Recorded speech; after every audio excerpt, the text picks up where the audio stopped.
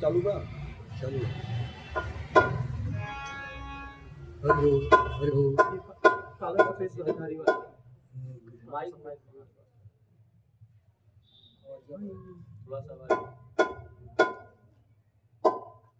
हरि बोल चौथा नंबर होगा हरि बोल श्री राधे श्री राधे राधे श्री राधे श्री राधे श्री राधे हरि बोल हरि बोल हरि बोल हरि बोल हरे कृष्णा कृष्णा कृष्णा हरे राम राम राम हरे कृष्णा कृष्णा कृष्णा हरे हरे हरे राम राम राम हरे हरे हरे कृष्णा कृष्णा कृष्णा हरे राम राम राम हरे हरे हरे कृष्णा कृष्णा कृष्णा हरे हरे हरे राम श्री राधे राधे हरि बोल हरे कृष्णा हरि बोल श्री राधे राधे हरि बोल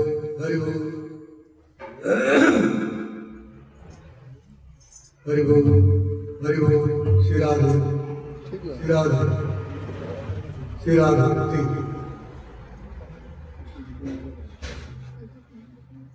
नमः विष्णुपादाय कृष्णप्रेष्ठाय भूतले श्रीमते भक्ति वेदांत गोस्वामी नामिने नमस्ते सारस्वती देवं गौरवाणी प्रचारिणे निर्विशेष शून्यवादी पाश्चात्य देशतारिणे हे कृष्ण करुणा सिंधु दीनबंधो जगत्पते गोपेश गोपिका कांत राधा कांत नमस्ते तप्त कांचन गौरांगी श्री राधे वृंदावनेश्वरी वृषभान सुते देवी प्रणमामि हरिप्रिये वाञ्छाकल्पतरुभ्यश्च कृपा सिन्धुभ्यैव च पतितानां पावनेभ्यो वैष्णवेभ्यो नमो नमः श्री कृष्ण चैतन्य प्रभो नित्यानंद श्री अद्वैत गदाधर श्रीवासादि गौर हरे कृष्णा कृष्णा कृष्णा हरे हरे हरे राम राम हरे हरे देयं सदा परियो नमभीष्टदो तीर्थास्पदं शिवविरिञ्चिनुतं शरणं हृद्यार्तियं प्रणतता लभवादिगुणम् वन्दे मारुषते शरणागतम् योऽन्ता प्रवेश्य मम वाक्यमिमां प्रसुप्ता सञ्जीवयत्यखिल शक्तिधर स्वधाम अन्यास्तहस्तचरण श्रवणत्वगादि प्राणान्नमो भगवते पुरुषाय तुभ्यम् ब्रजे बसंतं नवनीतचौरं गोपाङ्गनानां जगकुलचौरम् अनेकजन्मार्जितपापचौरं चौराग्रगण्यो पुरुषं नमामि। मनोजवं मारुततुल्यवेगं जितेन्द्रियं बुद्धिमतां वरिष्ठम् वातात्मजं वानरयूथमुख्यं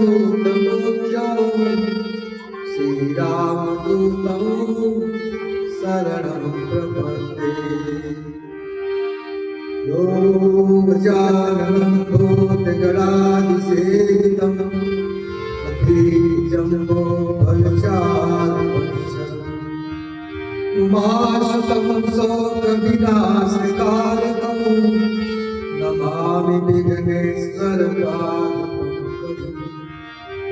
प्रह्लाद नारद पराशर पुण्डरीक व्यासाम्बरीश शुक नक भीष्मकाभ्याम् एक बांगदार्जुन वसिष्ठ नीर राधे तुल्यादिमाम परम भागवता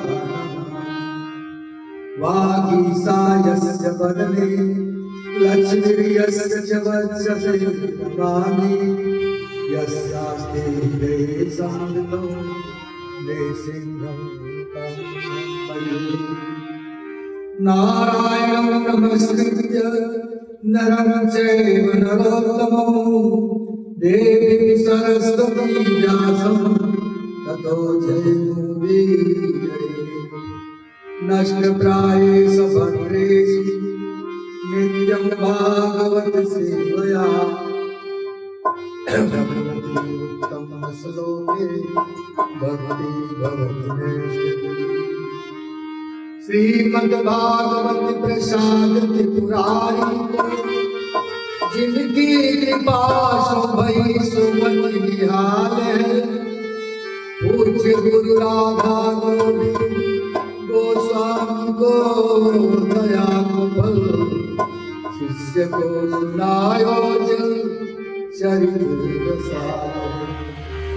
पावन राधा पृष्ठ दास प्रभु लीला गुण गायन ठाव ठाव सुखदेव गोस्वामी की सवाल है। माधुराधिका कुछ दाया कृष्ण चंद्र जी की पारासर के लाल की कलम को कमाल है। जय जय श्री राधा रमण जय जय नवदीप किशोर जय गोपी चितचोर प्रभु जय जय माधव जय राधा माधव जय बिहारी जय राधा माधव जय बिहारी जय राधा माधव जय बिहारी।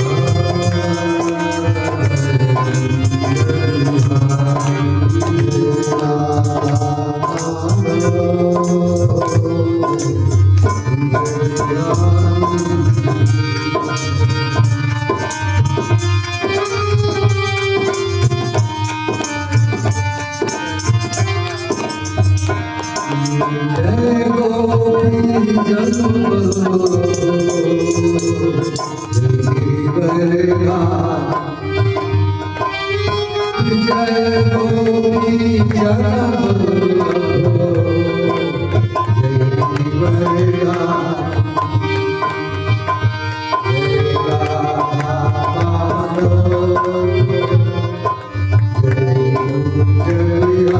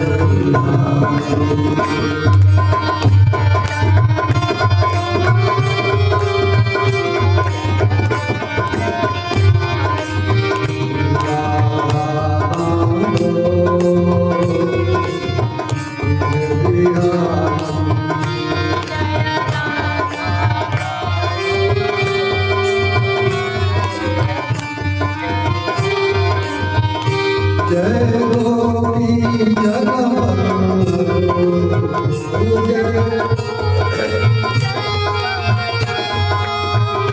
जय गोपी जगवल्लभ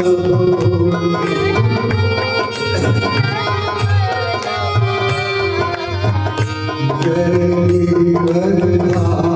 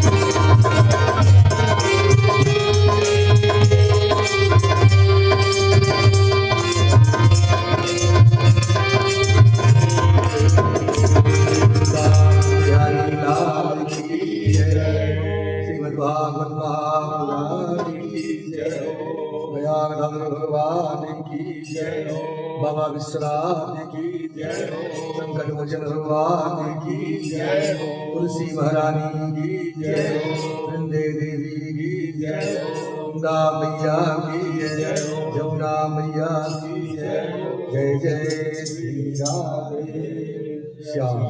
सबको मिले वृंदावन। हरे कृष्ण। परम मंगलमय परात्पर अखिलेश्वर अकारण करुणा वंदालय भक्तवांछित कल्पल शीतलयुग निरंतर पीतांबरधारी भजेंद्र नंदन श्याम सुंदर वृंदावन वीथि बिहारी हरिवर्णागर नवनीत चौरी श्री बालकृष्ण लाल की वाग्मयी प्रतिमूर्ति श्रीमद् भागवत महापुराण के अंतर्गत आज हम लोग चौथे सिलसिले में प्रवेश किए हैं। अपने मन और वाणी को पुनः गंगा जी तक ले चले, जहाँ पर आज 4 दिन हो गया महाराज परीक्षित बिना अन्न और जल के हमें प्रसन्न करके बैठे हैं। तो सुखदेव गोस्वामी भागवत दाता सब का पाल बना रहेंगे। तो कल हम लोग सुने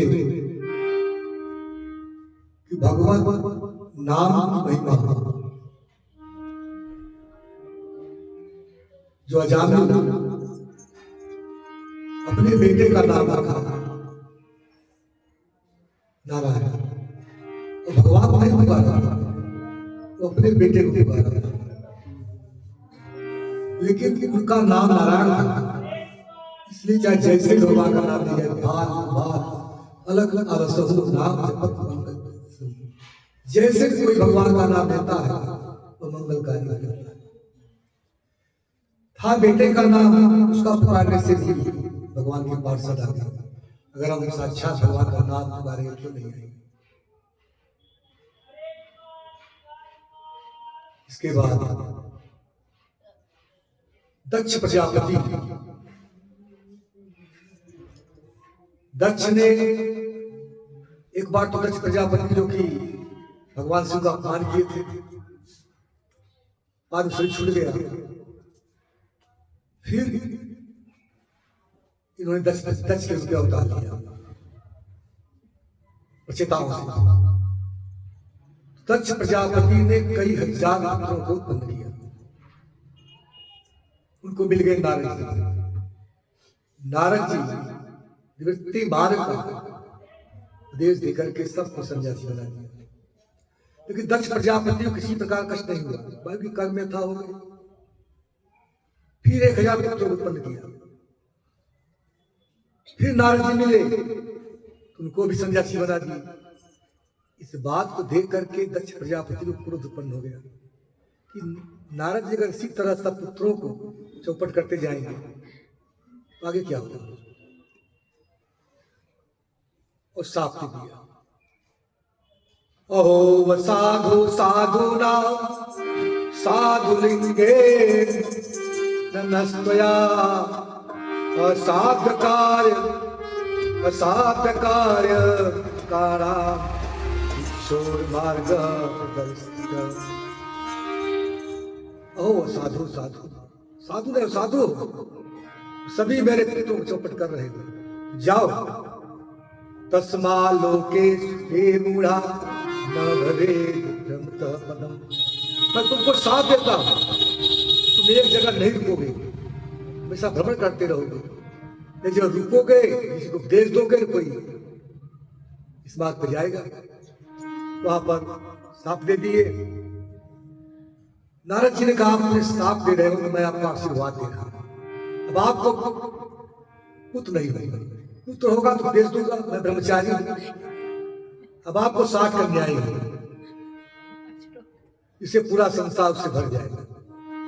तो दक्ष प्रजापति 60 कन्या हुई। 60 कन्या का विवाह, 10 कन्याओं का विवाह धर्म से किए, 13 कश्यप को दिए, 27 चंद्रमा को दिए, 2 कन्या भूत को, 2 अंगिरा को, 2 ताश को, 2 शेष, 2 तार्च नामधारी कश्यप को ब्याह। ये 60 कन्या का विवाह कर दिया। उसी से पूरा संसार भर गया। एक दिन नारद बृहस्पति जी गए इंद्र। उस समय ऐसा था कि इंद्र देवासुर संग्राम जीता। तो संग्राम जीता तो बहुत बड़ा फेस्टिवल अमरावतीपुरी में हो रहा था। सो चल रहा था, गान बजान चल रहा था, और सची माता उनके बगल बैठी थी। सभी देवता लोग कीर्ति का बखान कर रहे थे, देवताओं के राजा ही है। और उसी समय दक्ष प्रजापति के मन में, बृहस्पति जी के मन में आया, इंद्र के गुरु बृहस्पति है, कि हमारा शिष्य जो है देवासुर संग्राम जीता है, हम चल के उसको देखें। हर गुरु की इच्छा होती है जब कोई शिष्य मृत करता है, वो तो इस उद्देश्य से आए। और इधर इंद्र जब सब देवता लोग उनकी कीर्ति का बखान कर रहे थे, उनको अहंकार उत्पन्न हो गया। और माता जब पत्नी बगल में हो तो और अहंकार होता है। गुरु बृहस्पति गए, इंद्र ने देखा, उनको चाहिए था कि हमारे गुरुदेव आए हैं, सिंहासन उठता, जाकर को प्रणाम करता, जो व्यवहार था निभाता गुरु शिष्य का। लेकिन न उठे न प्रणाम किए, देखे भी नहीं। अब तो गुरु बृहस्पति सबके दिल की बात को जानने वाले देवताओं गुरु जो हो समझ गए कि अब इंद्र को अहंकार हो गया है, और इंद्र को मालूम पड़ेगा तो इंद्र स्वयं खुजवाएगा मुझे। इसलिए उनकी देवड़ी से अंतर ध्यान हुए। इधर गुरु बृहस्पति अंतर ध्यान हुए, यह पता चल गया दैत्यों को। दैत्यों ने आकर के अमरावतीपुरी पर आक्रमण कर दिया और पूरा राज छीन लिया। अब इंद्र गए ब्रह्मा के पास। ब्रह्मा ने कहा, तुमने अपने गुरु का अपमान किया है। गुरु बिन भवन तरई न कोई, जो विरंज शंकर समझो। अरे अपनी बात छोड़ दो, ब्रह्मा शंकर के समान भी व्यक्ति गुरु के कृपा के बिना भवसागर से नहीं सकता। और तुमने अपने गुरु का अपमान किया। एक बार राजा बलि अपने गुरु का अपमान किए थे, मृत्यु का मुख देखना पड़ा। फिर लोग सम्मान किए, फिर आप पर विजय प्राप्त। इसलिए किसी को गुरु बनाओ, क्योंकि कवच अभेद विप्र गुरु पूजा, एक सब विजय पान दूजा। जब तक गुरु रूपी कवच धारण नहीं करोगे, तब तक तुम्हें विजय किसी प्रकार से नहीं मिल सकती। अब इंद्र के सामने समस्या आ गई कि मैं किसको गुरु बनाऊं। तो कहा एक विश्वरूप है। विश्वरूप 12 आदित्यों में एक आदित्य है, त्वष्टा। तो विष्णु त्वष्टा का पुत्र है, त्वष्टा इंद्र के भाई है, तो भतीजा हुआ। त्वष्टा का विवाह रचना से हुआ। रचना दैत्य कुल की थी। ब्रह्मा ने कहा, देखो उनका ननिहाल जो दैत्य कुल में है, विश्वरूप का, इसलिए कभी अपना ननिहाल का पक्ष ले तो इसमें बुरा मत मानिएगा, आपका कोई हित नहीं होगा। गए विश्वरूप के पास, विश्वरूप से गुरु बनने के लिए याचना की। विश्वरूप ने कहा, इंद्र आप मेरे चाचा, गुरु बनना बहुत अच्छी बात नहीं है। आज तक लोग कितनी भी कोई मिलता है तुरंत गुरु बन जाते हैं, दीक्षा दे देते हैं। जो भी आया सब गुरु बने, दीक्षा दे दी। गुरु की योग्यता, शिष्य की योग्यता वो देखनी चाहिए। भले ऐसा नहीं था, सब गुरु भी देखते थे योग शिष्य है नहीं। प्रभुपाद जी के गुरु जी भक्ति दास सरस्वती ठाकुर जब गए दीक्षा के लिए, गुरु परीक्षा करते थे। कहा आज मैं दीक्षा देंगे तो मैं जालंगी मुक्त अपने प्राण का परित्याग करूंगा। चले तब बुलाए दीक्षा जी। आवाज तो गुरु का पता नहीं, शिष्य का पता पहुंच गया था। हमारे बड़े शिष्य है, परंपरा चल चुकी है, दीक्षा देते हैं। दीक्षा का मतलब होता है दीयते दिव्यम ज्ञानम क्षीयते सर्व कर्म। दिव्य ज्ञान को देकर सभी पाप कर्मों को जो छीन लेता है कोई दीक्षा जितने भी कर्म है जिंदगी समाप्त कर देता है। अगर वह योग्यता गुरु के पास है दीक्षा दे, दिव्य ज्ञान को देकर के सभी कर्मों को छीन लेना ये गुरु का कर्तव्य है। अज्ञान तिमिरान्धस्य ज्ञानम जनशलाकया चक्षुर्मिलितं तस्मै श्री गुरु। ज्ञानता को दूर कर, वो मारे अंधकार, वो प्रकाश, जो अंधकार से प्रकाश को ले जाए वह गुरु। अब गुरु स्वयं अंधकार में पड़ा हुआ है और शिष्य बनेगा तो अंधा गुरु बहिर्चेदा मांगे गुरु। इसलिए दोनों की योग्यता होनी चाहिए। तो विश्वरूप ने कहा देखिए विगर्हितं धर्मशीलै ब्रह्मवर्चोपभ्य। यह ब्रह्म पद पर गया हुआ व्यक्ति भी इस कर्म से गिर जाता है। इसीलिए गुरु वशिष्ठ भी गुरु बनना नहीं चाहते थे कि निंदित करना है, अच्छा कर्म नहीं है। लेकिन सोचे कि हमारे गुरु में तो भगवान राम का अवतार होने वाला है, तो उन्होंने युग का परिवर्तन कर दिया। पहले सतयुग द्वापर त्रेता था, तो वशिष्ठ ने कर दिया सतयुग त्रेता द्वापर, युग का परिवर्तन कर दिया। इतना समय लगेगा तो युग का परिवर्तन कर दिया। ऐसी योग्यता अगर गुरु में हो तो गुरु बने। तो इसीलिए विष्णु कहते हैं कि ब्रह्म पद पर गया हुआ व्यक्ति भी इस कर्म से गिर जाता है। लेकिन आप आए हो, हमारे चाचा हो, तुम्हारे आपका गुरु बनना सब क्या करता बन गई। आए अमरावतीपुरी, इंद्र को नारायण कवच का उपदेश दिया। नारायण कवच के उपदेश से इंद्र फिर विजय प्राप्त किया। नारायण कवच इतना अमोघस्त्र है, कोई भी संकट आए, कुछ भी हो, कुछ नहीं जो नारायण कवच का सहारा लीजिए, निश्चित सफलता मिलेगी। राज्य की बात छोड़ दीजिए, कोई भी संकट हो, नारायण कवच का पाठ करिए।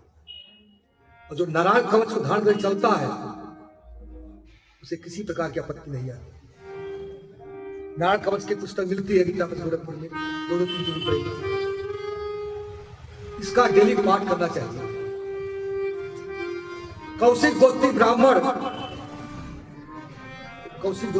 थे, नारायण कवच को धारण किए और नारायण कवच को धारण करके गए, मधुसूदन की मृत्यु हो गई। उधर चित्ररथ का विमान जा रहा था ऊपर से, लेकिन नारायण कवच के प्रभाव से विमान खिंचता हुआ चला है नीचे। कहा मेरी हड्डी को ले जाओ, गाड़ी में डाल दो। और दधीची ऋषि ने नारायण कवच को त्वष्टा को दिया, त्वष्टा ने विश्वरूप को दिया और विश्वरूप से इंद्र को मिला। विजय प्राप्त हो गई। तो लगे हम यज्ञ करने, यज्ञ में हवन होने लगा, आहुतियां दी जा रही थी। ओम इंद्राय नमः स्वाहा, ओम विष्णवे नमः स्वाहा, ओम ब्रह्मणे नमः स्वाहा। और जब देखते थे कि जो नहीं देख रहा है, मुख छुप करके ओम शुक्राय नमः स्वाहा। इन दैत्य कुल में भी आहुति रही थी मेरी याद नहीं, लेकिन ब्रह्मा ने कहा था कि अगर दैत्य पक्ष का वो सहारा ले, उसमें किसी प्रकार का आपका नहीं होगा, बुरा मत मानिएगा। लेकिन इन्होंने सोचा कि गुरु मेरे हैं और दैत्यों का बल बढ़ा रहे, तुरंत क्रोध आ गया, तलवार निकाली। तलवार से विष्णु के 3 सिर थे, एक सिर से सोमरस का पान करते थे, एक से सुरापान का, एक से अन्न खाते थे। तीनों सिर को उन्होंने काट दिया। तो जो सोमरस का पान करते थे उसे पपीहा बना, और जिससे सुरापान करते थे उससे गौरैया, अन्न जो खाते थे उसे तीतर बने, 3 पक्षी बने। और एक ब्राह्मण का वध किए, तो ब्राह्मण का वध करने के कारण विश्वरूप को ब्रह्महत्या का पाप। उस ब्रह्म हत्या को 4 लोगों ने ग्रहण किया। वृक्ष ने लिया गोद के रूप में, जो वृक्ष में गोद निकलता है ब्रह्म हत्या है। लेकिन वृक्ष को आशीर्वाद मिला, कितना वृक्ष काटते जाओगे पनपता जाएगा। पृथ्वी ने ऊसर के रूप में लिया, जो ऊसर है पृथ्वी में ब्रह्म हत्या है। लेकिन पृथ्वी को भी आशीर्वाद मिला, कितना भी मिट्टी निकालते जाओगे बढ़ती जाएगी। जल में हे बुद्धे के रूप में लिया, काई इत्यादि, उसको हटा के पानी पीना चाहिए, ब्रह्म हत्या है। लेकिन आशीर्वाद मिला, कितना भी पानी निकालते जाओगे वो बढ़ता जाएगा। और स्त्रियों ने रजो दर्शन के रूप में, मासिक धर्म के रूप में ब्रह्म हत्या को लिया। उनको भी आशीर्वाद मिला, स्त्रियां 12 महीने सहन कर सकती है। 4 लोगों ने ब्रह्म हत्या को लिया। और इधर इंद्र अपने गुरु बृहस्पति का और अपने गुरु विश्वरूप का वध कर दिया। योग्य नहीं थे, इसको देख करके तष्टा उनका पिता जग करने लगे, ऐसा व्यक्ति मैं उत्पन्न करूंगा जो इंद्र का वध कर सके। बहुत बड़ा यज्ञ किए। यज्ञ में आहुति जी जा रही थी, उसे बोलना था इंद्र शत्रो विवर्धस्व माचिरम जय वेदसम। इंद्र को मारने वाला व्यक्ति उत्पन्न हो। यह तत्पुरुष समाज से बोलना था, इंद्र शत्रो विवर्धस्व माचिरम जय वेदसम। लेकिन यह बहुब्री समाज है, इंद्र शत्रो विवर्धस्व माचिरम जय वेदसम बोल दिया। जैसे रोको रोको फिर आगे मत जाने दो, जिसको रोको मत जाने दो। लेकिन जब जल्दी बोल देंगे तो रोको मत जाने दो, तो आगे इधर हो। इसी तरह इसका भाव बदल गया। इंद्र जिसे मारे वह व्यक्ति पर उल्टा हो गया। तब उसी कुंड से बहुत ही विकराल दैत्य उत्पन्न हुआ। पैर उसका पृथ्वी पर, आकाश में, और मस्तक सब दिशाओं में उसका हाथ फैल गया। सभी देवता डर गए और डर करके भगवान के विष्णु जी लगे वंदना करना। यदि नाथ का नाम दयानिधि है तो दया भी करेंगे कभी न कभी।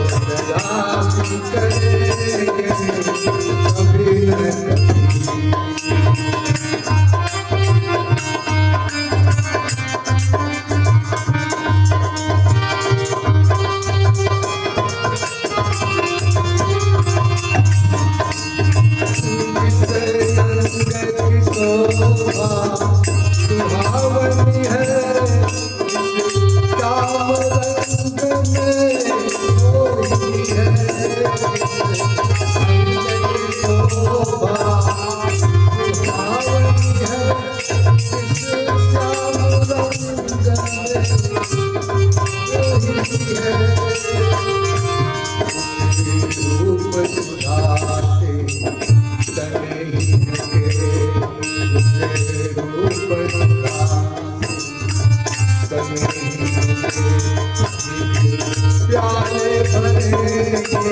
कभी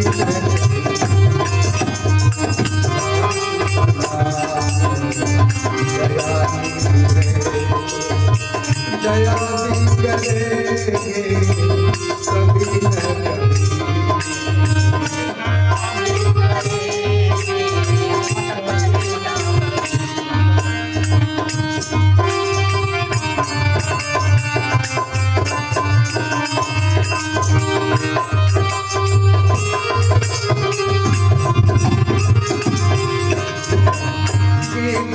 साथ का आदर है जहाँ जागर जामिली कागर है। साथ का आदर है जहाँ जागर जामिली कागर है। देश बना के उसी घर में हम जात रहेंगे कभी न कभी।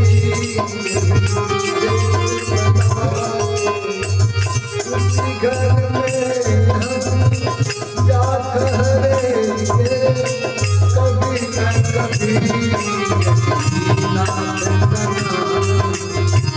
दयानिधि है तो दया भी करेंगे कभी न कभी।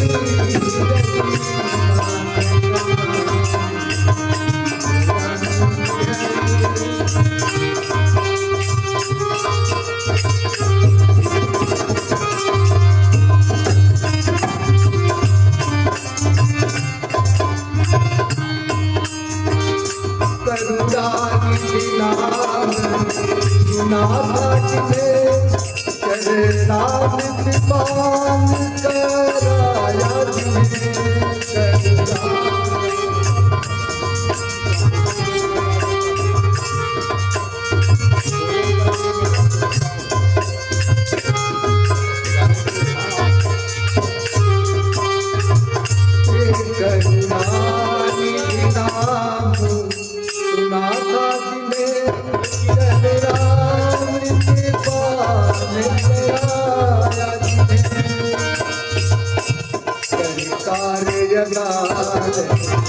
मेरे गवा कभी गुजरेंगे कभी न कभी।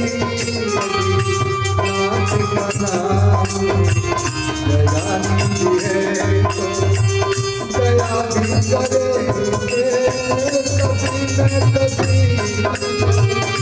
नाथ का नाम दयानिधि है।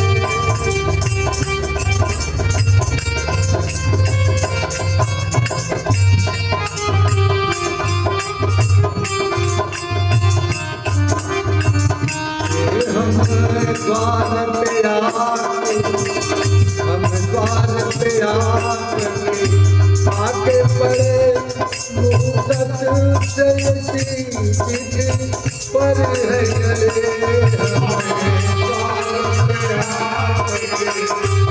आके पड़े मुहूर्त से चिट्ठी पर है गए।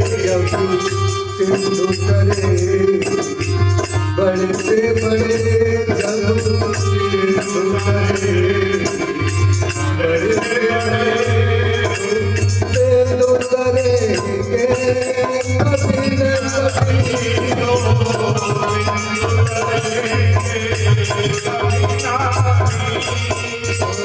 नाथ का नाम दयानिधि है। नाथ का नाम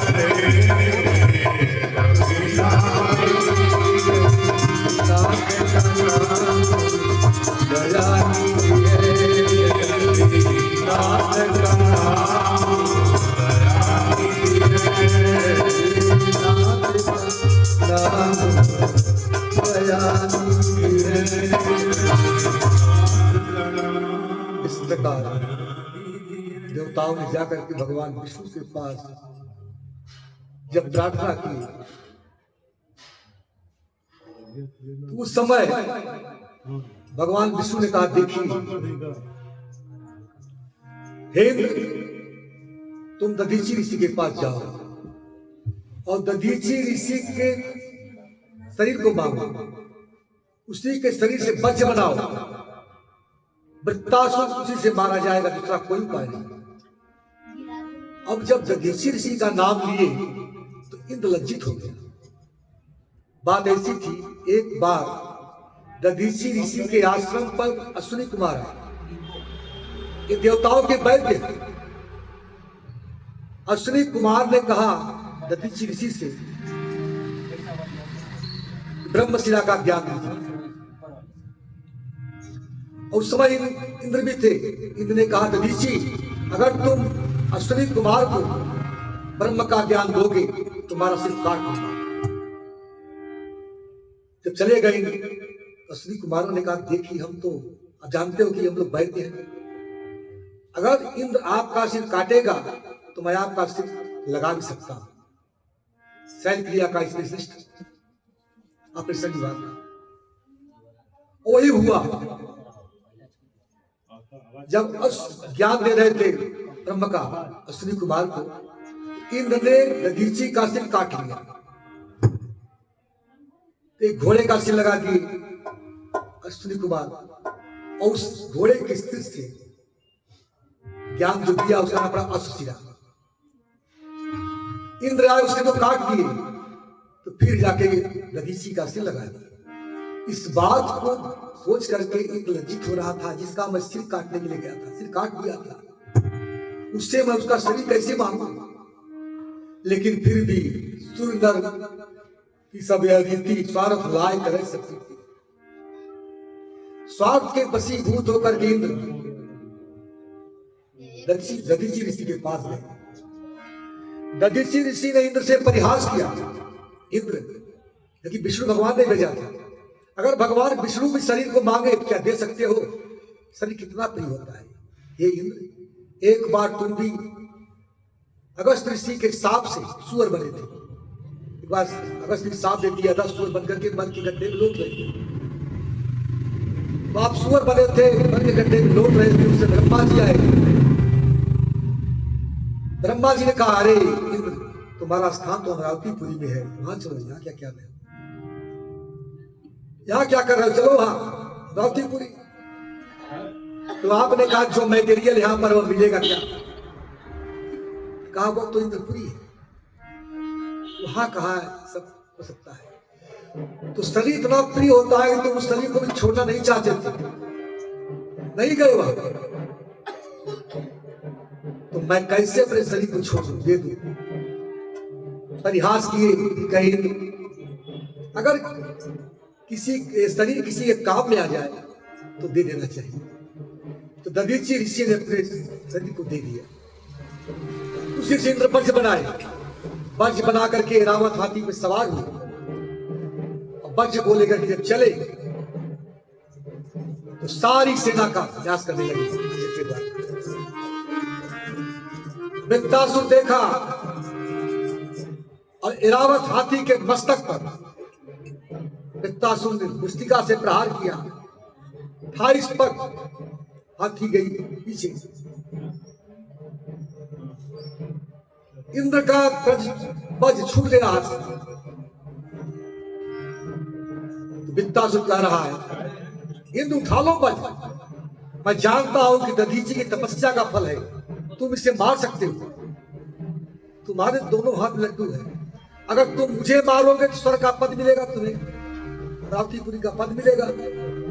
अगर तुम मारे भी गए तो वीर गति को प्राप्त हो। तुम्हारे दोनों हाथ लड्डू, उठाओ वज्र, संहार करो। लेकिन इंद्र की हिम्मत नहीं पड़ी कि वज्र को उठाए। कहा इंद्र निहत्थे को कोई वार नहीं करता, विश्वास करता, लेकिन नहीं उठाए। उसी समय वृत्तासुर का मन भगवान ने लग गया और 4 श्लोक में स्तुति किया है।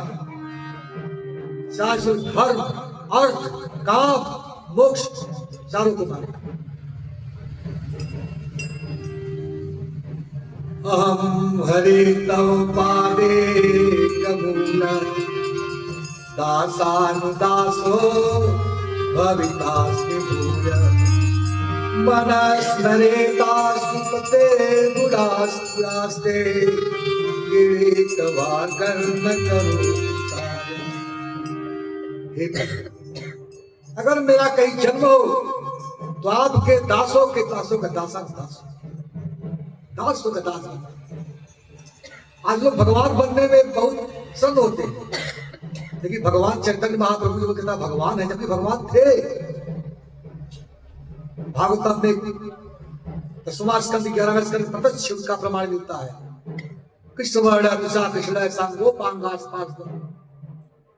जग सकृत और फिर आसन वर्ण या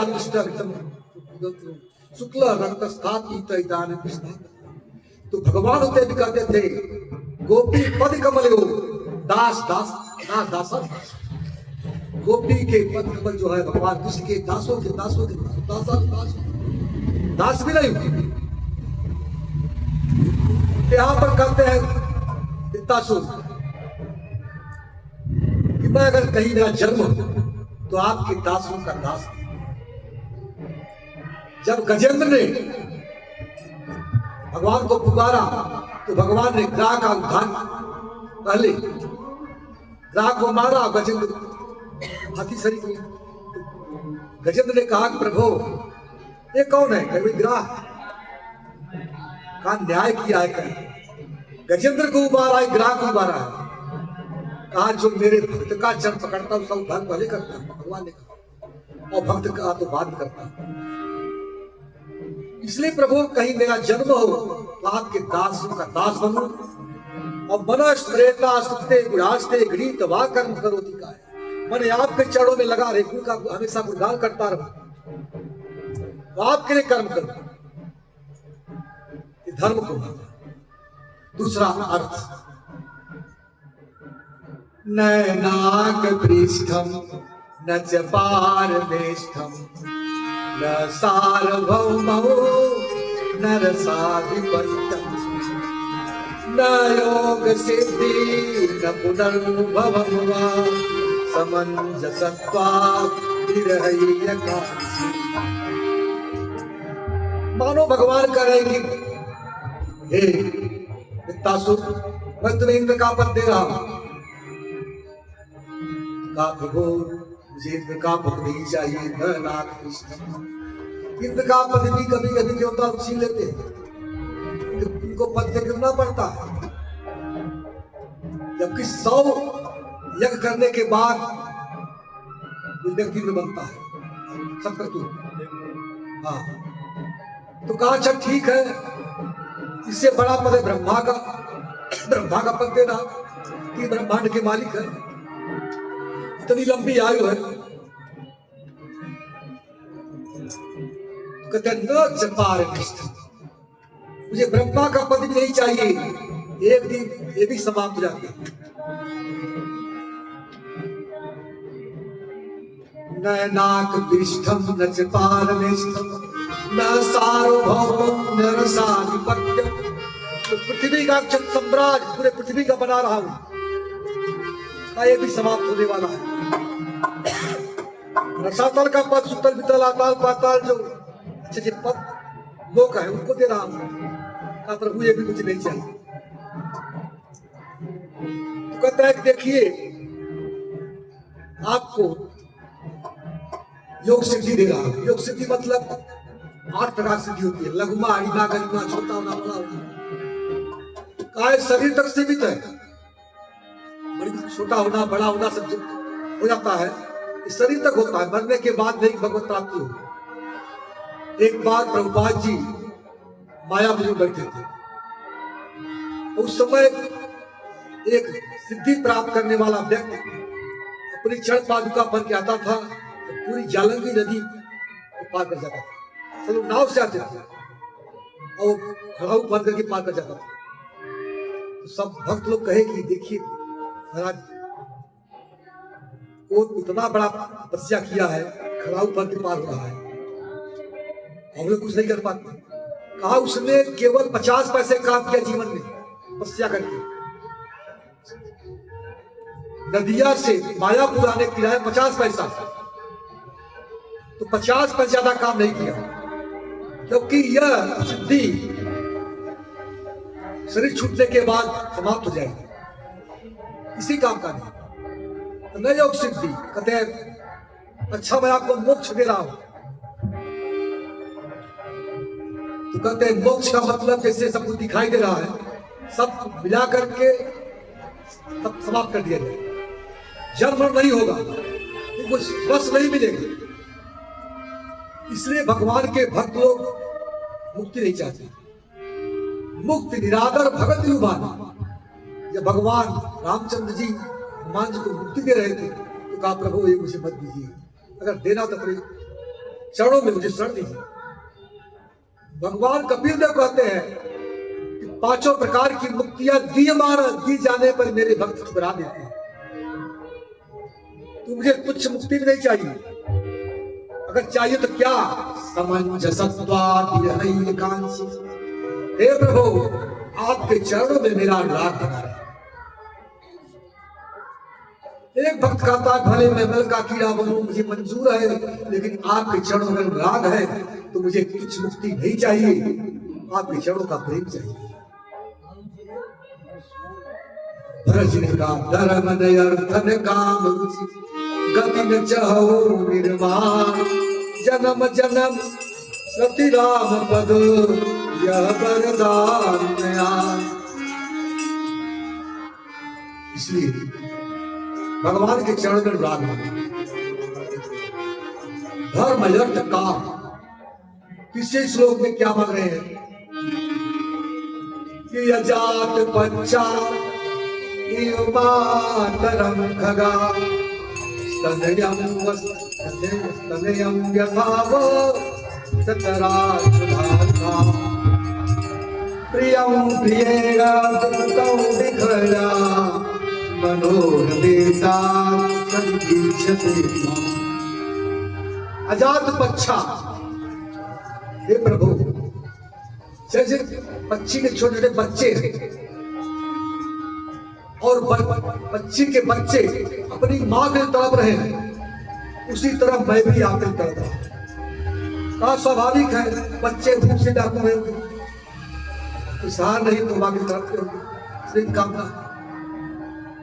तो दूसरा उदाहरण स्तनयम यथा वस्त्रा सुधार्था, इसे भूख से तड़पता हुआ बछड़ा अपनी मां के तड़पता है, उसी तरह प्रभु मैं आपके तड़प रहा हूं। कहा भाई भूख लगेगी तो निश्चित उसको लेकिन चाहिए। तीसरा उदाहरण दिए प्रियम प्रियेण विक्तम दिखाया,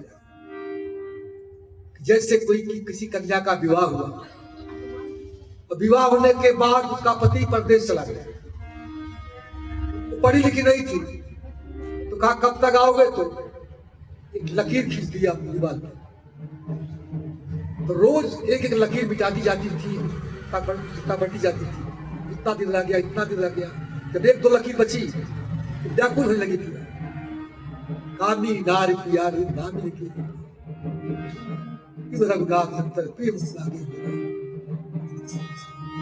पिकल हो गई। उसी तरह प्रभु मैं आपके लिए व्याकुल, का एक ठीक है,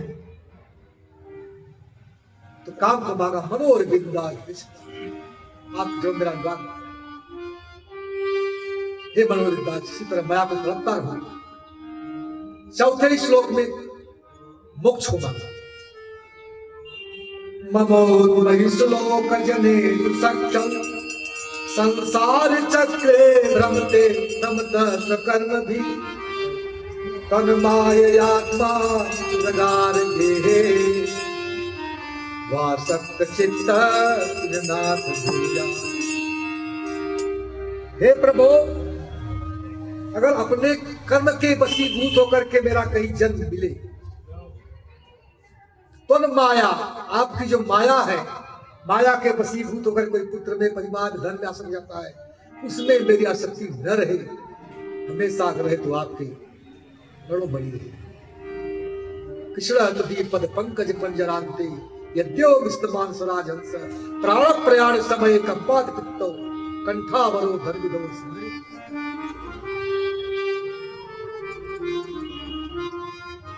चार धर्म अर्थ काम उसको मांगे। इसके बाद फिर इंद्र और वृत्तासुर में भयंकर युद्ध। इंद्र ने वृत्तासुर का दोनों हाथ वज्र से काट दिया। जब वज्र से हाथ काटा तो वृत्तासुर इंद्र को इरावत हाथी के साथ ही निकल गया, चले गए, चला के अंदर ही चले गए। लेकिन नारायण कवच के प्रभाव से वृत्तासुर के पेट में भी जाकर के इंद्र नहीं मरे। फिर अपने वज्र निकाले, उसके पेट को फाड़ दिया और उसके शरीर ज्योति निकली, भगवान ने सुना दी। अब इस बात को सुन करके परीक्षित महाराज कहते हैं कि महाराज कौन था असुर? असुर में असुर होते भी उसका मतलब कि मन भगवान में लगा, कौन था? सुखदेव गोस्वामी कहते हैं राजन वह चित्रकेतु नाम का गंधर्व था। चित्रकेतु नाम का गंधर्व था, उसके पास 1 करोड़ रानियां थी, लेकिन किसी भी रानी को कोई पुत्र नहीं मिला। चित्रकेतु हम सभी हैं,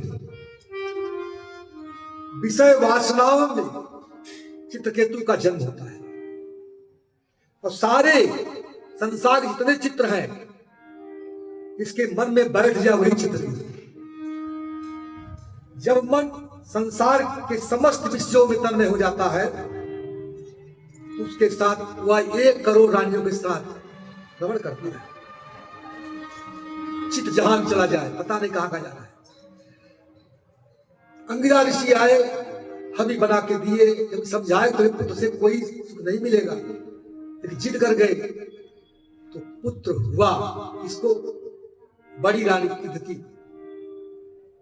अब 99,99,999 रानी में 100 की अड्डा हो गया। देखो सखी, रानी को पुत्र हुआ इसलिए राजा इनको ज्यादा मान देते हैं, इनको कोई सम्मान नहीं है। चलो इनको मार डालते हैं, रहेगी बांस न बाजेगी बांसुरी, सब लोग विष पिला के मार दिए। अब चित्रकेतु विलाप करने लगा। नारद जी आए, बहुत समझाए, कौन कौन तुम्हारा माता पिता? कौन? कोई किसी का नहीं। जैसे जल के प्रभाव में बालू कर पाते रहते हैं, उसी तरह कोई मिलता है, कोई बिखरता है।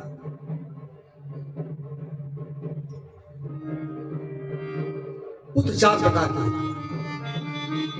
शत्रु पुत्र, जो पिता क्या जन्म लेता है, पहले जन्म का शत्रु है, वह शत्रुता को बढ़ाने के लिए वो आता है, जीवन भर पिता को कष्ट देता है। दूसरा होता है ऋणानंबी, जो ऋण लिया है नहीं दे सका तो पिता से सुनने के लिए आता है, जीवन भर कर्म बन के बना रहता है, पिता कमाते और खाता है, कुछ नहीं करता। तीसरा उदासीन पुत्र, जब तक विवाह नहीं हुआ तब तक पिता ही सब कुछ आप है, और विवाह हो गया तो आप अलग कर दीजिए, तो आपसे नहीं जमेगा। आज्ञाकारी पुत्र, जो हमेशा किसी परिस्थिति में भी कोई परिस्थिति आ जाए लेकिन माता पिता का सेवा करता रहता है, वह आज्ञाकारी पुत्र है। नारद ने कहा कोई किसी का पुत्र नहीं है। जैसे बालू पर जल के धार से कभी मिलते कभी छूटते, उसी तरह मिलता को छूट जाता है।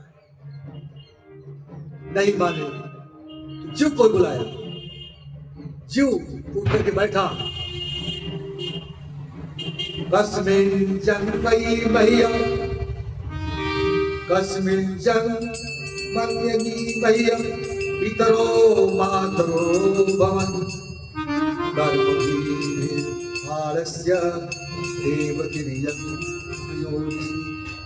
राजन, कौन किसका माता कौन पिता?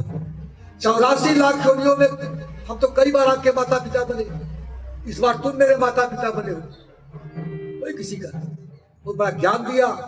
ज्ञान देने के बाद जब मीरा को ज्ञान हुआ, एक दिन भगवान के द्वारा विमान मिला था, उसी विमान पर बैठ करके वह निकला और देखे कि वहां पर भगवान शिव पार्वती के साथ आलिंगन कर रहे हैं। इस दशा को देख करके के मन में विकार आ गया। ये श्लोक गुरु साक्षात धर्म वक्ता शरीर, अरे जगत गुरु है, क्या धर्म का उपदेश देंगे। आस्ते मुक्त सभाया में मिथुनी भूय भार्या। देखो एक कामे पुरुष की तरह अपनी पत्नी को बोल देकर बैठी नहीं कर ऐसे। इस बात को पार्वती ने सुना तो साफ दे दिया। अतः पापी यसीन योनि आसुरी दुर्मते यथे भूयो महताम करता पुत्र की सम। अरे पापी जाओ, तुम्हारी जैसी भावना है तुम असुर योनि को प्राप्त हो जाओ। वही चित्रकेतु वित्तासुर नाम का सुना पार्वती के हिसाब से। दिति एक बार भगवान कश्यप के पास गई, कहा आप हमेशा दैत्यों का पक्ष लिया करते हैं, नहीं सुनते। तो कश्यप ने पुंसोन व्रत को बताया कि अगर पुंसोन व्रत को करोगी, सता के साथ रहोगी, तुम्हें इंद्र को मारने वाला पुत्र उत्पन्न होगा। गई, लेकिन भगवान की कृपा से एक दिन वह झूठे मुंह सो गई और इंद्र समझ गए झूठे मुंह है, सुस्ता में है, उनके गर्भ में प्रवेश कर दिया। उस गर्भ को 7 टुकड़े किए। 7 मुझे क्यों मार रहे, एक एक साथ कर दी। 7 से 49 ही 49 मरकर हुई, चरे चले मरुत 49। जब लंका में भगवान हनुमंत लाल जी वहां पर लंका दहन कर रहे थे, 50 मरुत चलते। ये जब 49 हो गए तो दिति ने कहा कि बेटा ये बताओ ये 49 कैसे हुए, पूरी बात बता ले गए। दिति ने कहा ठीक है। उनका को भी आशीर्वाद दिया, मतलब कि उनके हितकारी हो गए, सबके लिए मतलब कि हित करने वाले। तो भगवान के पास से 49 उत्पन्न हुए। अब महाराज परीक्षित पूछ रहे कि राजा क्षमा प्रिय सुहृद ब्राह्मण भूताना भगवान स्वयं कथम दैव्यान बधी समो यथा। हे गुरुदेव, ये बताइए कि आप सब कहते हैं भगवान जो है सबके साथ सब व्यवहार करते हैं, लेकिन कभी कभी देखा जाता है कि दैत्यों का वध करते हैं और देवताओं का पक्ष लेते हैं, ऐसा क्यों करते हैं। सुखदेव गोस्वामी ने कहा शादि पुष्टम महाराज हरे चरित अद्भुतम यद भागवत महात्म्य भगवत भक्ति वर्णन। राजन, आप साधु हो जो भक्ति का वर्धन करने वाला। बहुत सुंदर प्रश्न आपने पूछा है भगवान के चरित्र।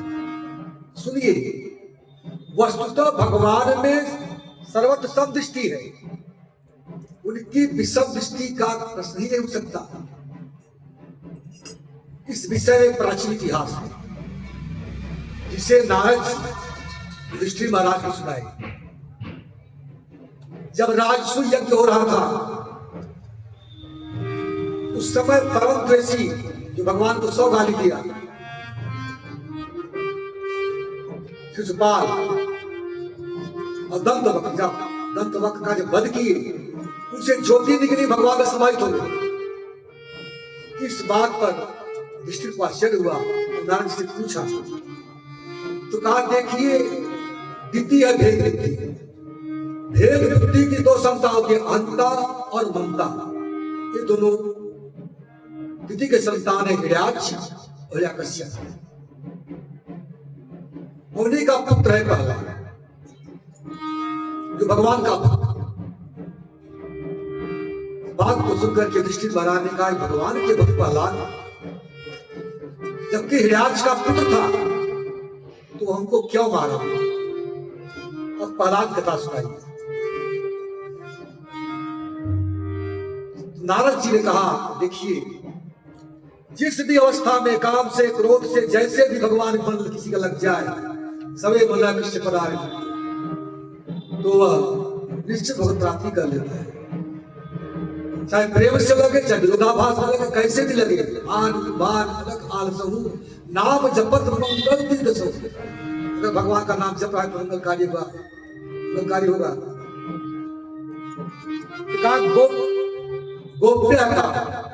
गोपियों ने काम से भगवान को जपा, मंगल हुआ। कंस भय से जपा, राजाओं ने द्वेष से और विध्वंसियों ने संबंध बना कर सबका कल्याण। इसलिए तस्मात के नाम या पाए न मना किसे, तस्मात के नाम पाए। इस तरह किसी भी प्रकार से भगवान में मन लगना चाहिए। अगर मन लगता है तो निश्चित स्थिति का कल्याण संभव है। देखिए भगवान विष्णु 12 के रूप में आकर के हिरण्याक्ष का वध किया, और जिस दिन वध किए उसी दिन से हिरण्यकशिपु विष्णु का पक्का दुश्मन बन गया। हमेशा लगा गाली देना।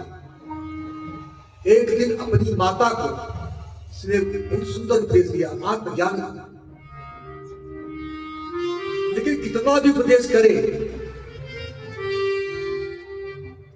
से कुछ फायदा नहीं। जैसे कोई शेर हो तो शेर अगर एकादशी रखे, इसका मतलब है मांस नहीं खाएगा। इसलिए दुष्ट प्रकृति के जो लोग हैं उनके ऊपर उपदेश का कोई बला नहीं पड़ता। एक व्यक्ति का पुत्र मर गया, जा रहा था, एक महात्मा जी आए, कहे अरे भाई तुम रो क्यों रहे हो? कहा मेरे पास एक ही पुत्र था, फिर छोड़ दिया, इसलिए मैं रो रहा हूं। कहा संसार में कोई किसी का नहीं है, ना पुत्रं सहायता पिता माता की न पुत्राणां धर्म तिष्ठत् केवलम्। माता पिता पुत्र सगे संबंधी कोई किसी के नहीं, धर्म ही सब कुछ है। भगवान का भजन करो, कुछ नहीं किसी का नहीं। एक दिन वो व्यक्ति स्वयं देखा कि महात्मा भी होते जा रहे हैं।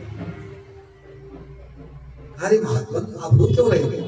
कहा भाई मेरे पास एक भैंस थी, बन गई, इसलिए मैं रो रहा हूं। अरे कहा मेरा पुत्र मरा था, इतना बड़ा उपदेश दिया, संसार है किसका, क्यों रो रहे हो? तो कहा कि भैंस, अरे पुत्र जो था आपका था, तो भैंस मेरी है। इसीलिए आगे दुष्ट व्यक्ति जो है वह कितना भी उपदेश करे इसी काम का नहीं। बने सिंहा मृग मांस भक्षिणो उबुच्चितालय तरम तवं चरन्ति एवं कुलीना व्यसनात् नाभिभूता दशनीच कर्माणि समाचरन्ति। यदि वन में मृग मांस खाने वाले सिंह वो घास नहीं जाए तो घास नहीं कर सकता, उसी तरह कुलीन जो कुल में उत्पन्न हुए तो कभी ऐसी दुष्टता कर नहीं सकते। इसी प्रकार हमेशा भगवान को गाली नहीं लगा, उसका मन भगवान में लग गया। किस तरह मैं विष्णु को मारूं, ऐसे बात मैं ब्याह का बंद किया है। अब विष्णु को मारने के लिए हिरण्यकशिपु तपस्या के गया जंगल में, देवताओं में खलबली मच गई। ये तो दुष्ट प्रकृति का ही है, अगर तपस्या करेगा तो और बल बढ़ जाएगा, उनको रहना भारी पड़ेगा। भगवान बृहस्पति के पास गए जो देवताओं गुरु है। बृहस्पति ने कहा ठीक है आपका दुख मैं दूर करूंगा। एक तोते का उदाहरण किया, और जहां पर वो बैठा था तपस्या के लिए जिस वृक्ष के नीचे, उसी वृक्ष पर जाकर के तोते का उद्धार करके बृहस्पति जी बैठ गए। और बोलने लगे नारायण नारायण नारायण। हिरण्यकशिपु ने सुना तो कहा ये तो मेरे दुश्मन का नाम ले रहा है, ये मूड ठीक नहीं है। चल दिया,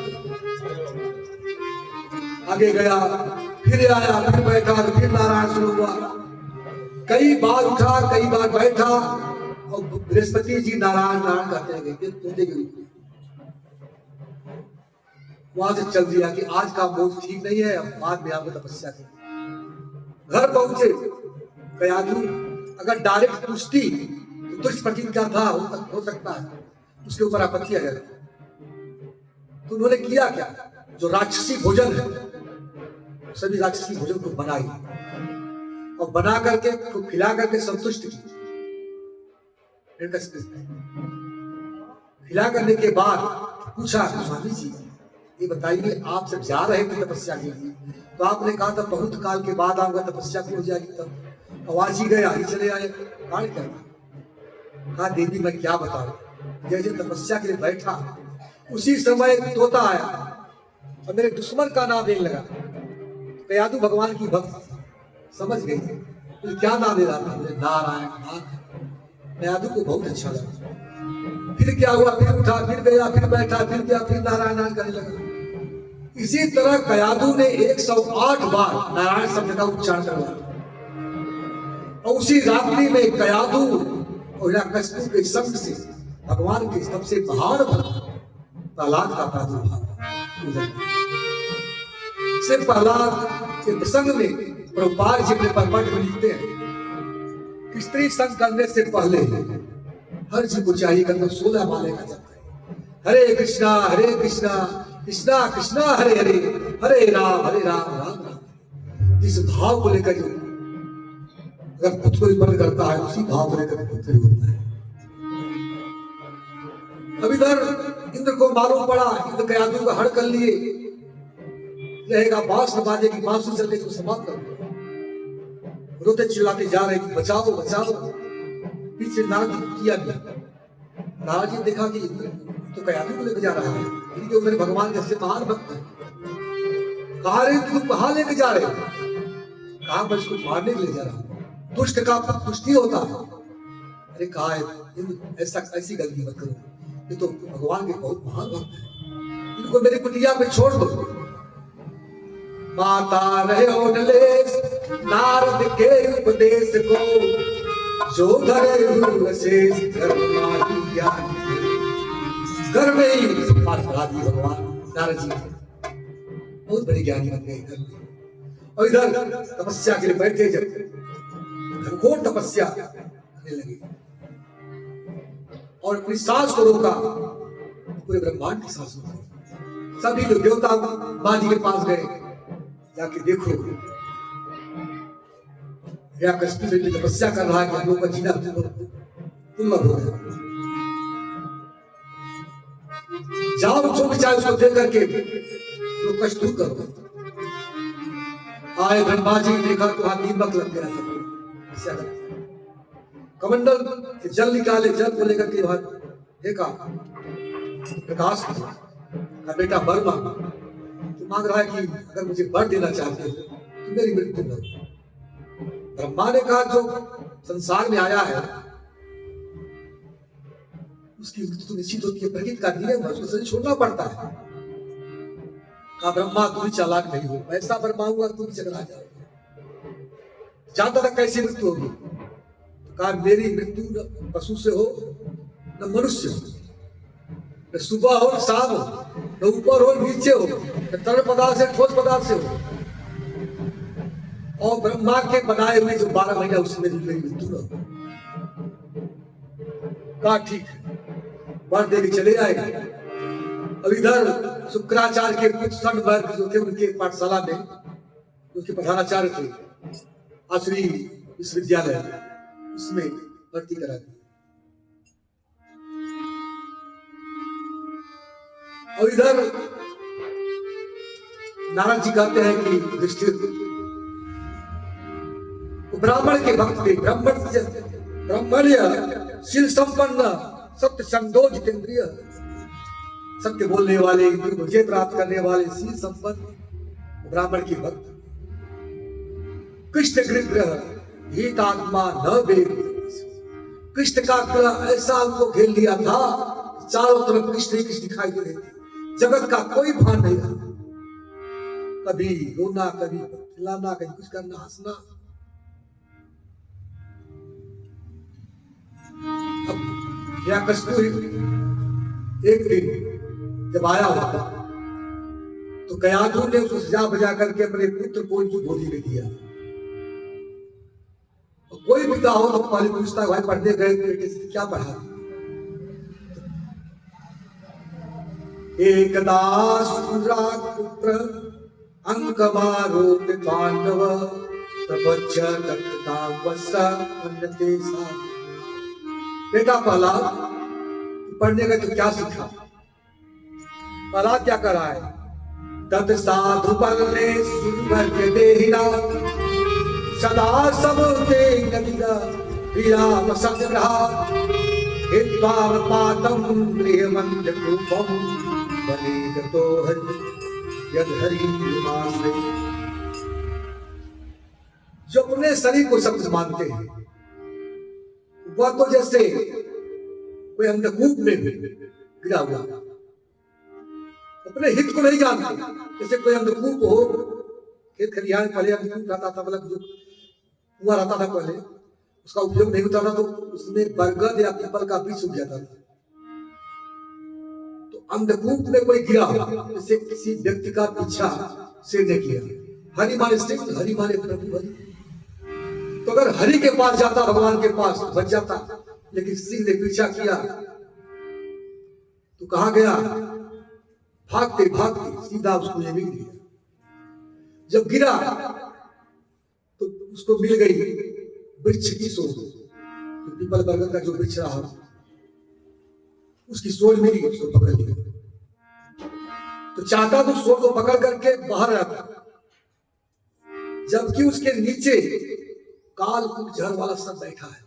अगर हाथ छूटा तो नीचे जाएगा तो काल समाप्त कर देगा। और उस वृक्ष को सफेद और काले चूहे काट रहे हैं। वृक्ष गिरने वाला है, नीचे जाएगा।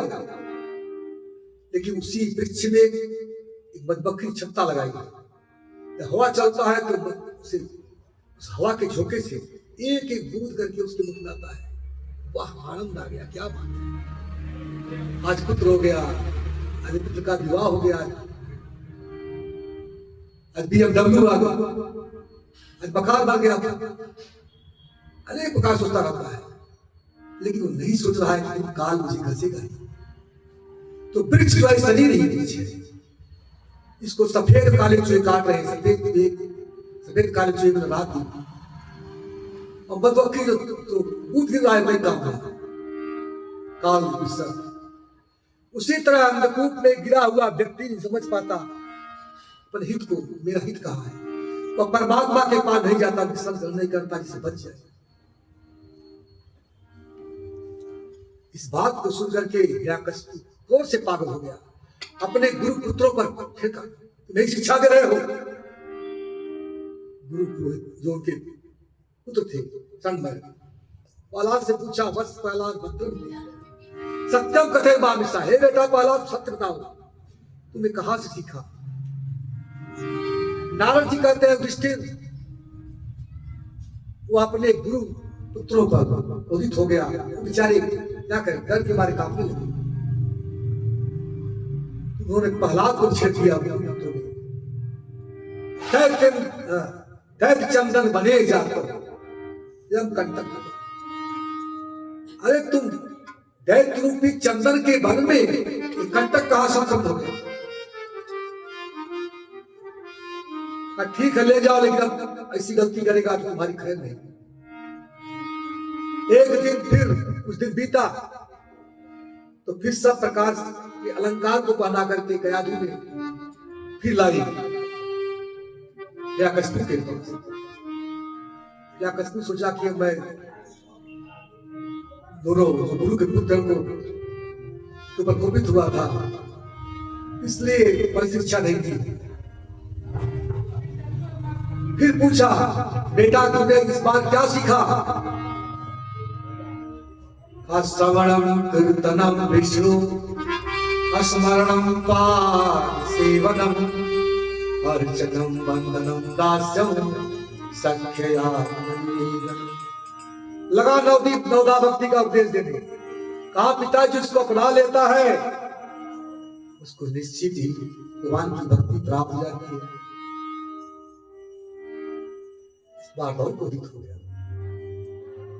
हिरण्यकशिपु ने कहा ब्रह्म बंधो रे निष्ठुर बुद्धि, मेरी परवाह न करके तुमने किस प्रकार शिक्षा इसको दिया है।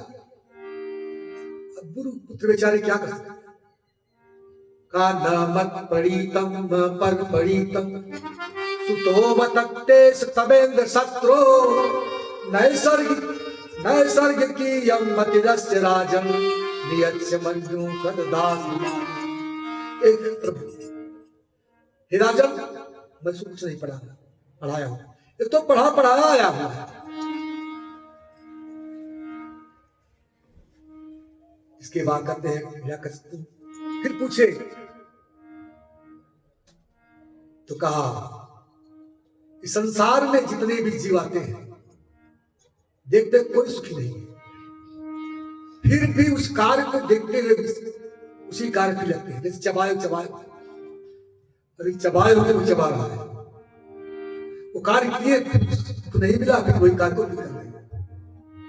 जिनकी इंद्रिया बाह्य विषयों को संसार को परंक्ष मानती है, वह मूर्खता बस अंधों के पीछे अंधों की तरह गड्ढे गिर रहा है। जैसे कोई जा रहा है गड्ढा खुदा है, वो तो अंधा बेचारा गिर रहा है, लेकिन दूसरे लोग भी आंख मूंद करके उसी गिर रहे हैं।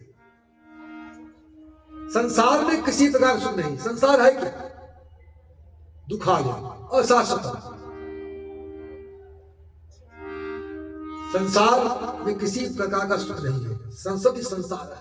संसार की हर वस्तु भाग रही है, उसके पीछे हम भाग रहे हैं। धन है, पुत्र है, पिता माता सभी संबंधी जितने भी सब दूर हो जा रहे हैं। यदि संसार नष्ट हो जाएगा, संसार नष्ट हो जाएगा, संसार को बनाने वाला शाश्वत है। यह दष्टम तद दष्टम। जितनी चीज दिखाई देने वाली है सब नष्ट होने वाली है। जो दिखाई नहीं दे रही नष्ट नहीं होगा। संसार नष्ट हो जाएगा, संसार को बनाने वाला नष्ट होगा। ये शरीर दिखाई दे रहा है, शरीर नष्ट हो जाएगा, लेकिन शरीर के अंदर आत्मा नित्य नष्ट नहीं होगी। नते विदु स्वार्थ गतिम विष्णु, उनका स्वार्थ है भगवान विष्णु को जानने में, भगवान विष्णु की प्राप्ति में, लेकिन संसार की प्राप्ति में जीव लगा रहता है। 60-70 वर्ष तक घनघोर परिश्रम करता है, रात दिन एक करके अरबों खरबों की संपत्ति इकट्ठा करता है, लेकिन जब समय आता है तो कहता है कि मैं पूरी संपत्ति आपको दे दूंगा आपको दूतों से एक क्षण मेरा बढ़ा लीजिए, कुछ काम है तो नहीं बढ़ सकता। किस काम? लेकिन जो काम देने वाला आत्मा, आत्मा से आत्मा का उद्धार करना चाहिए।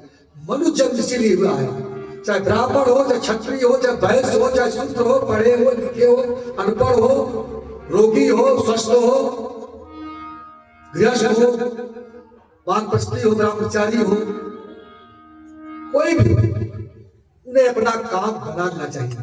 जैसे जाड़े से बचने के लिए व्यक्ति रजाई कंबल डालते हैं, जाड़ से बचा जाए, उसी प्रकार किसी व्यवस्था में रहे वो भगवान को जान करके अपना काम बनाए। जाने बिन हुई प्रीति, बिन पर प्रीति हो गई, जाने बिना हमारा कल्याण नहीं हो सकता। क्योंकि बार बार पूर्वक जन्म पूर्ण मरणम पूर्णम जन्म, बार बार जन्म लेना, मृत्यु को प्राप्त करना, माता गर्भ में आना, एक क्रिया लगी रहेगी जब तक भगवान को नहीं समझ पाएगी। हिरण्यकशिपु क्रोध से अंधा हो गया कि यदि अपना पुत्र ही अपना हित करने लगे उसको मिटा देना चाहिए। जैसे किसी के शरीर में कोई रोग हो जाए तो ऑपरेशन करके अगर रोग निकाल दिया जाता है तो ठीक हो जाता है। तो मेरे रोग बन चुका है, इसको अपने रास्ते से हटा देना ही ठीक है। 100 योजन ऊंची इमारत को ले गया, वहां से गिरा दिया, बड़े बड़े पहाड़ से गिराया। तो भगवान की 2 पत्नियां हैं, श्री देवी और भूदेवी। भूदेवी ने उसको अपनी गोदी में लिया, जैसे कोई मखमली बिस्तर कोई उसी को सुलागा। कुछ प्रभाव नहीं पड़ा। हिरण्यकशिपु की बहन की होलिका, उनको एक चादर मिली थी, वरदान था, जो चादर को लेकर के किसी को बैठेगी तो जल के बस हो जाएगा। तो होलिका ने चादर कोड़ करके प्रहलाद को लेकर के बैठी तो स्वयं जलने लगी, चारों तरफ आग फैलने लगा। हिरण्यकशिपु देखकर डर गया। प्रहलाद ने कहा, पिताजी मेरे पास आओ, मेरे तो ठंडी हवा बह रही है। जैसे हनुमंत लाल जब लंका में गए, कोई लंका को जला दिया, ताकर दूत अनल जय सिरजा, जरा सोते ही कारण गिर जा। सब कुछ जल गया, लेकिन मुझ पर कोई प्रभाव नहीं पड़ा। उसी तरह होलिका जल के भस्म हो गई। हम लोग जाते हैं पर चरासुर परिक्रमा में, वहां पर जो होलिका जली थी, वहां पर स्थान पर जाके देखते हैं, होलिका जल के भस्म हो गई और प्रहलाद पर कोई प्रभाव नहीं पड़ा। इसके बाद माया को मारो काटो सब कुछ करो, दौड़ करो, कुछ प्रभाव नहीं। भगवान सुदर्शन चक्र ने माया को समाप्त कर दिया। हाथ पांव बांध करके समुद्र में डाला तो समुद्र में हलचल मच गई। अग्नि स्पर्श कराया, वायु को स्पर्श कराया, किसी प्रकार का प्रभाव नहीं पड़ा। नाग पास में बांधा गया, दिग्गज हाथियों से कुचलवाया, काल कोठरी में बंद किया, नहीं प्रभाव पड़ा। तो एक दिन हिरण्यकशिपु ने कयाधु से कहा, कयाधु तुम मुझे चाहती हो तो अपने पुत्र को चाहती हो, प्रहलाद को चाहती हो। कयाधु डर रही थी, अगर प्रहलाद का नाम लोगी तो मुझे उसी समय मुझे मार देगा। कयाधु ने कहा, स्वामी मैं आपको चाहती हूं, अगर आप रहेंगे तो और प्रहलाद उत्पन्न हो सकते हैं। तो कहा ठीक है, मेरा कार्य करो। एक कटोरे में कालकूट जहर को दिया, कहा इसको ले जाकर के अपने पुत्र प्रहलाद को दे दो। अब विचार करिए कि जो मां अपने पुत्र को कालकूट जहर देने जा रही है, इसकी क्या अवस्था हो, क्या स्थिति होगी उसकी। कयाधु अपने पुत्र को कालकूट जहर देने के लिए जा रही है, उसका शरीर कांप रहा है। इस दशा को प्रहलाद ने देखा, कहा मां तुम्हारी ऐसी स्थिति क्यों, कैसे हो गई, कारण क्या है। प्रहलाद बात को सुन करके कयाधु ने कहा, बेटा आपके पिता ने तुम्हें पीने के लिए कालकूट जहर को दिया है। कहा मां इसीलिए तुम दुखी हो रही हो। अरे तो मेरा मामा है, सबसे पहले तो यही निकला था कालकूट जहर, समुद्र से जहर भी निकला, समुद्र से अमृत भी निकला, और समुद्र से लक्ष्मी भी निकली, लक्ष्मी मेरी माँ, तो उनका समुद्र से भी निकला तो मेरा भाई, अरे मामा उनका भाई लेकर के कालकूट जहर को पी गए, कोई प्रभाव नहीं पड़ा। ये नाम का प्रभाव है। जैसे भगवान शिव ने कालकूट जहर को पिए, तो जहर को पी करके कहाँ रखा, कंठ में रखा, उनका नाम पड़ गया नीलकंठ। बोले नीलकंठ भगवान की। तो मुख में किसी ने पूछा कि भाई जहर को पिए तो कष्ट हुआ होगा, कहा नहीं। कहा मुख में भगवान राम का नाम, हृदय में भगवान, इसलिए कंठ में रखा। जब दोनों को मिला दिया तब मुझे सच्चा विश्राम मिला। मीरा को भी संगा ने बीज देने के लिए कई बार लाई, विष को देख करके देख क्या रही मीरा, कर में पियालो दे, मीरा हो अधीर नाची, देख काल कूट नाची, छाया महाकाल की, नाची दिव्य अंगना उल्लास भरे मानस में, नाची आनंद में देह मुंडवाले। उसमें विष में क्या दिख रही है, काल को जहर भरा हुआ है। वह देख करके आनंद में मग्न हो गई, क्योंकि देख क्या रही है उसमें, रौद्र पात्र में यह हलाहल विश्व का बिंदु नहीं, राधिका ने हृदय में ब्रजेश को सवारा है। उनका भी वर्ण वैसा काला रंग भगवान कृष्ण का है। विष को देकर के विचार कर रही है। राधिका हृदय में ब्रजेश को संभाला है। मेरे जाल में तो विषधर प्याला नहीं, श्याम रूप वाला मेरा गिरधर गोपाला है। अंत में मीरा विष को संबोधित करके कह रही है, तूने किया है नीलकंठ नाम शंकर का, तूने किया है नीलकंठ नाम शंकर का, मेरे तन में पैदा प्रेम की कहानी कर निशानी कर। तुझसे हुई है प्रहलाद की प्रसिद्ध कीर्ति, मेरे मन में उपासना की अटल कहानी। मीरा इसको पी गई, कोई प्रभाव नहीं पड़ा। नाम का इतना बड़ा प्रभाव। एक दिन गुरुदेव इन्हीं सनबर्ग थे, किसी कार में चले गए बाहर, कुछ बात का नहीं हुआ तो किया क्या, पहला सभी आसुरी बच्चों को बुला करके आसुरी विद्या का भगवान की भक्ति का देने लगा। कौमार आचरेत प्राज्ञो धर्मान भागवतानिह दुर्लभम मानुषम जन्म दप्य। हे बच्चों, कुमारा अवस्था से भगवान की भक्ति प्रारंभ कर दो। पता नहीं वह अवस्था आएगी कि नहीं आएगी, ये शरीर का एक क्षण का भरोसा नहीं है। जैसे किसी घर में आग लग गई तो आग को बुझाने के लिए अगर घर के पास कुआं है तो कुआं से किसी उपकरण से जल निकाल करके घर की अग्नि को बुझा सकते हैं। और घर में आग लग गई, चले कुआं खोदने, दो चार फोड़ा नहीं मारे, घर जल की बस। उसी तरह बचपन से ही भगवान की भक्ति करनी चाहिए। लोग विचार करते हैं तो मेरे ऊपर बहुत जिम्मेदारी है। क्या ये जिम्मेदारी नहीं है जिसलिए आए हो संसार में? तो तुम्हारा नहीं, उसके लिए जिम्मेदारी है, और जो है उसके कोई जिम्मेदारी नहीं। कोई किसी का नहीं है, पुत्र माता पिता सगे संबंधी कोई किसी का नहीं है। न दानम न तपो तेज्या न शौचम न व्रतानि च प्रियते मलया भक्त्या हरि अन्य विधम मनम। दान देना, तप करना, उपवास करना, शुद्धता रखना, ये सब विडंबना माना है। अगर भगवान के प्रेम में, भक्ति में, नाम में श्रद्धा नहीं है, भगवान की भक्ति नहीं है। देखिए चौकी के 4 पाए हैं, 4 पावा को एक अगर 4 पाव में से एक पावा को खींचोगे तो चारों पावा खींचता हुआ चलाएगा। भगवान का नाम, भगवान का रूप, भगवान की लीला, भगवान का धाम, 4 में से एक का भी सहारा मिला तो निश्चित ही कल्याण हो जाएगा। अगर भगवान का नाम जपते शरीर छूटा तब पर भी कल्याण, भगवान के लीला में अपने शरीर का परित्याग कर दिया तब पर भी, भगवान के धाम में वृंदावन विद्या मथुरा काशी कांची मंदिरिका तब पर भी कल्याण, और भगवान का रूप दर्शन करते हुए। तो हमारे गुरु भाई है रक्तक दास, अब तो नहीं रहे, ऑस्ट्रेलिया में गए, वहां पर वही विवाह किए। हम लोग जाते थे वृंदावन तो पूरे वृंदावन की सफाई करते थे, प्रभु जी जानते हैं, बहुत अच्छे लोग। चले गए ऑस्ट्रेलिया और बहुत सुंदर परिवार था, बच्चे उत्पन्न हुए, और उसी दिन ऑस्ट्रेलिया से उसी दिन वृंदावन रक्त प्रभु।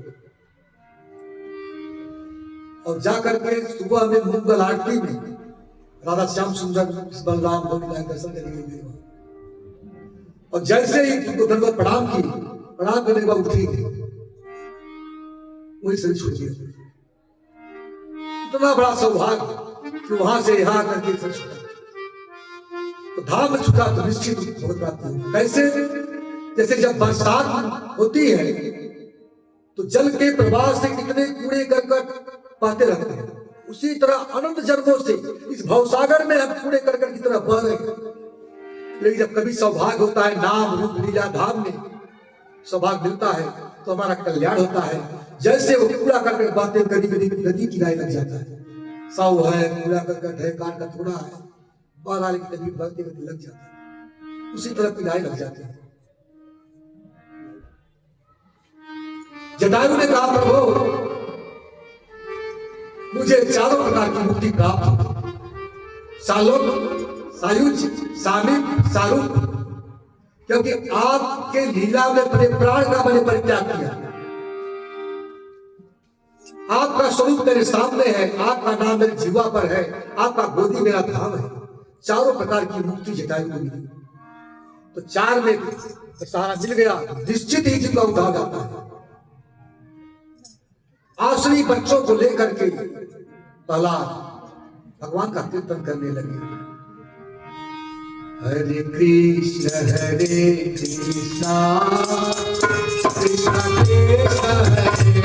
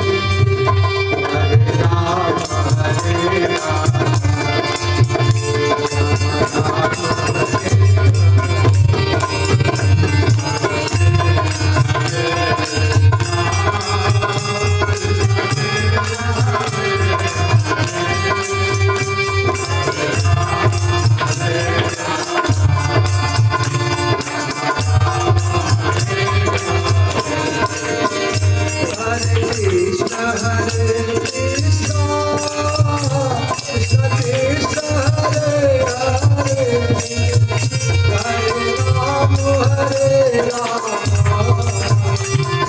राम हरे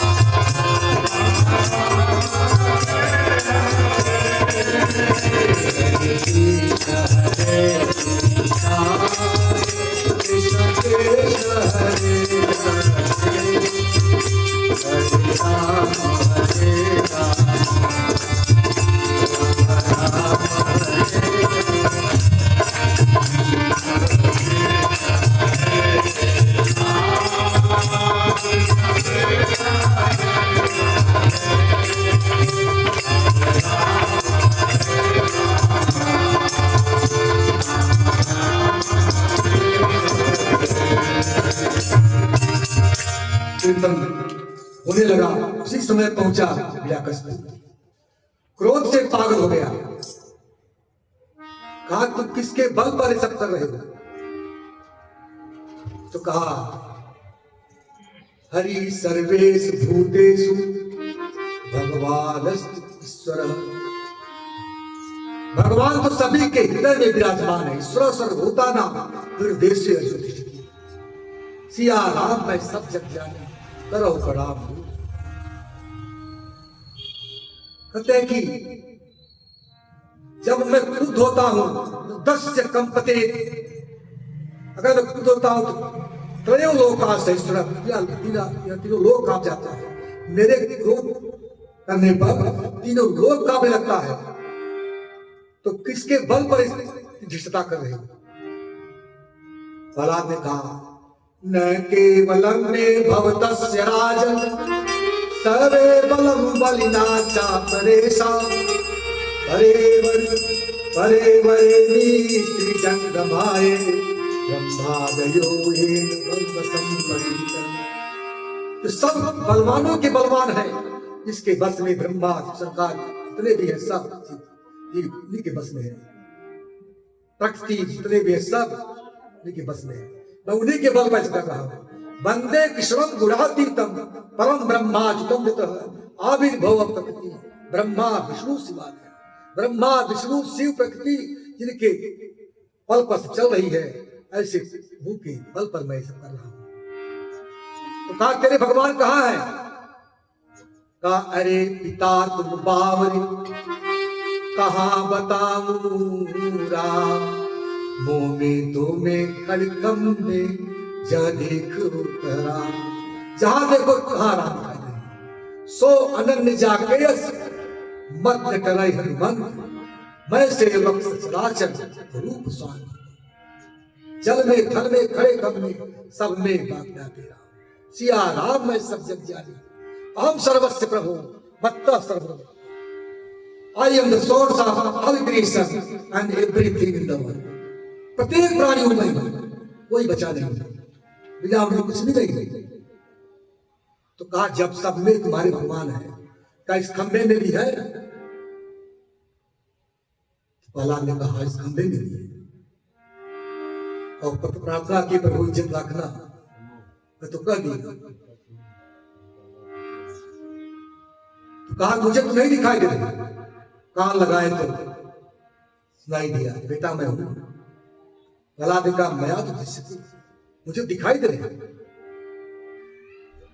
बात को सोच करके प्रहलाद की बात सुना जाकर, तो क्रोध से पागल होकर तलवार निकाला और खंबे पर ही प्रहार कर दिया। जब खंबे पर प्रहार किया तो सत्यम विधातो नित्य वेद्य भाषितम, व्याप्तिं च भूते सखलेषु चात्मनः, आदिश्यताद्भूत रूप महत् तद्वहं स्तंभे सभायां दमिदं मानुषम्। स्तंभ को तोड़ करके न मनुष्य न पशु, आधा मनुष्य का शरीर आधा पशु का शरीर लेकर के भगवान नरसिंह रूप में प्रकट हुए। बोले नरसिंह देव भगवान की नमस्ते नरसिंहाय,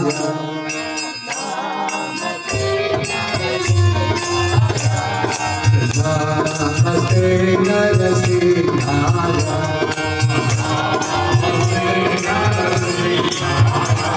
प्रहलाद लाद लाई,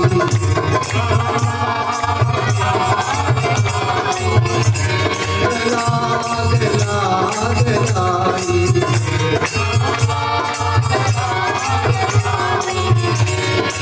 जगत से पूजा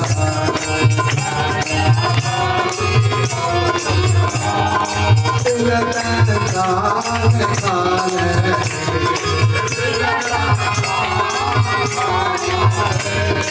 दो नरसिंहा पर दो नरसिंहा, जतो जतो यामी ततो नरसिंहा,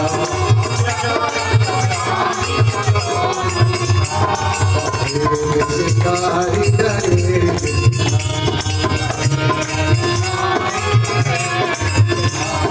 दीनवते शरणं